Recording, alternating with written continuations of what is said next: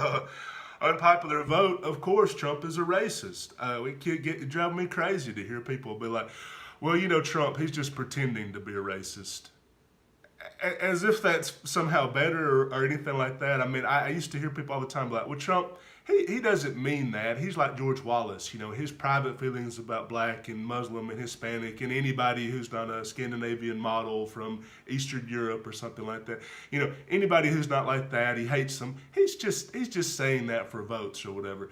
And of course, that's BS. I know what people are talking about. There is a kind of way that Mitt Romney and John McCain have to campaign against Obama or have to, talk about immigration and everything like that. I understand that that's the way that it is, but that's not the case for Trump.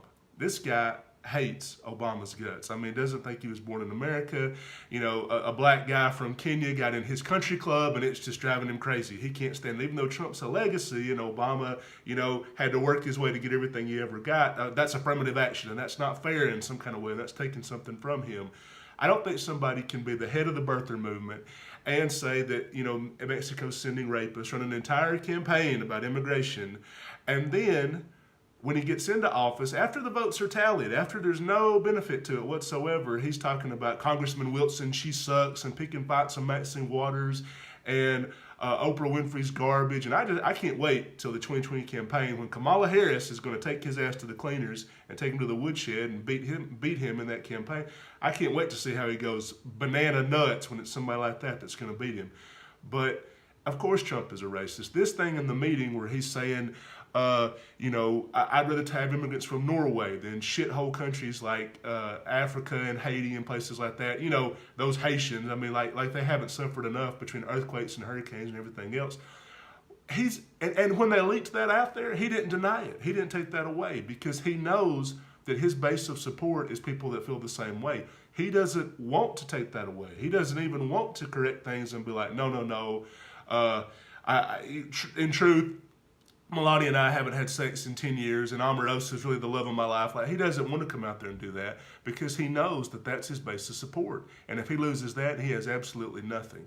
Okay, the Mitch McConnell and the Paul Ryan types, they love to have Trump's ass gone. All those moderate Republicans would love to have him out the door. If he has the alt-right, he has nothing. But he's a lot more similar to them. He's one of those fraternity, country club, like type racist or whatever, and they absolutely exist, as we've seen as the people that voted for him. I mean, there's a lot of suburban racists, New York and California racists, probably worse than Southern racists, because they control more things. They control who gets hired to be on the board of directors at Trump Enterprises or Wall Street or Silicon Valley or Hollywood or whatever like that. So those type of hidden feelings, really, they're a lot more powerful than like Bubba in a trailer park who's just like, oh, I don't want black people living next to me, but he don't have a choice because they're going to because he's poor. He doesn't have a choice who lives next to him. Somebody like Trump has a choice in who he hires, and that discrimination lawsuits filed against him for some of the practices that he was doing in Brooklyn decades ago and all the comments he made about not wanting to rent to black people, I think that revealed his true colors a long time ago. So anybody who thinks that he's just making this up, you're fooling yourselves. Of course he's a racist.